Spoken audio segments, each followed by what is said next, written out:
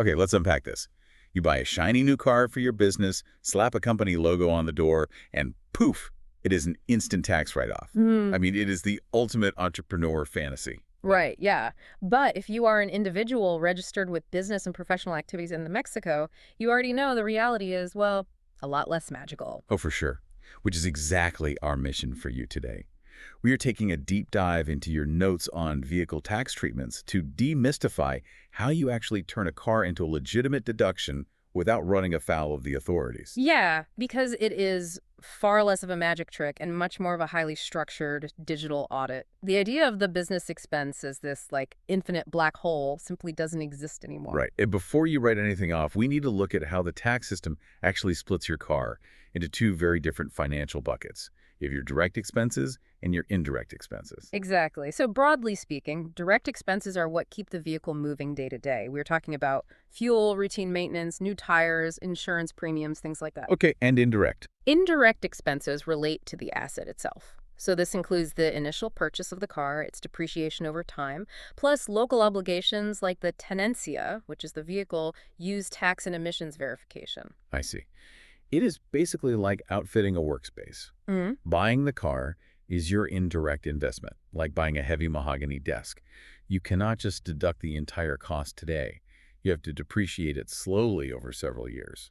Yeah, that is a really good way to look at it. The tax code treats the underlying asset very differently than the operating costs. Right. But fuel and maintenance, that is the printer ink.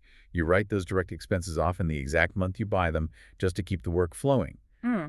But wait, if the car is the desk in this scenario, what stops someone from buying a luxury sports car, calling it a business expense for client meetings, and just writing off a Porsche? Well, the authorities are way ahead of you on that, which is why they enforce strict financial caps. They absolutely do not want to subsidize luxury lifestyles under the guise of business needs. So what are the caps? For a traditional combustion engine vehicle, your deduction is capped at a maximum of 175,000 pesos.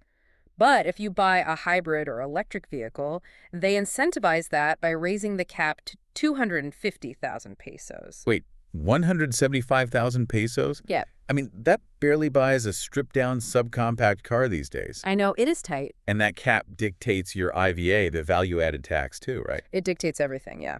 You can only credit the IVA proportionally up to that exact capped amount. So if your car costs 500,000 pesos, the tax benefits still stop at 175,000. Wow. So the rest of the cost is entirely on you. Entirely on you. And the physical payment rules are just as rigid.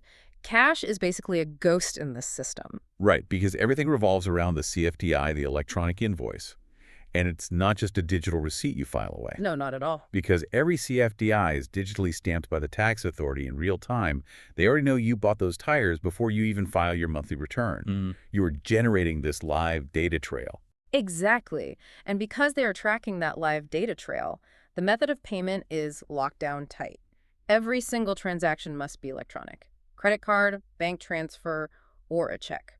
So if I break down and pay a mechanic, say, 500 pesos in cash for an emergency oil change, even if he hands me a perfectly stamped CFDI, that deduction is just dead on arrival. Completely disqualified, yeah. The invoice and the electronic payment method must match perfectly. Wow, okay. The only slight detour in this logic involves local taxes. Your tenencia and emissions verification are fully deductible for your income tax or ISR, but because they are government fees, they just don't carry IVA to credit. Okay, that makes sense. So the government caps the car's value to stop you from subsidizing a luxury vehicle. Right. But what stops someone from buying a cheap subcompact car and then writing off 100% of the gas for, like, personal weekend road trips? Well, what's fascinating here is how the authorities handle that exact gray area using two very strict concepts: proportionality and indispensability. Okay, break those down for me. Sure, so proportionality means you literally have to split the vehicle's use.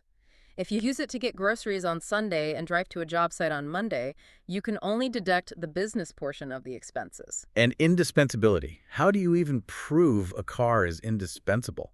I mean, I imagine you can't just tell an auditor that you need to drive to the office. No, definitely not. The burden of proof is entirely on you to show the car actively generates income. So how do you show that? Well, if you are a dedicated delivery driver, that is an easy case. But if you are a graphic designer working from a home office, much harder. You need meticulous mileage logs and client meeting records that tie your travel directly to a billed invoice. So what does this all mean? It means your vehicle is a highly regulated financial partner. You aren't just keeping receipts, you are actively managing a live digital ledger with the tax authority. Right, you are basically trading convenience for compliance. If you can't prove the direct link between the kilometer driven and the peso earned, the deductions simply won't survive an audit. Yeah, that is intense. But looking at those strict caps, 175,000 pesos for gas versus 250,000 for electrics, it leaves you with something to ponder.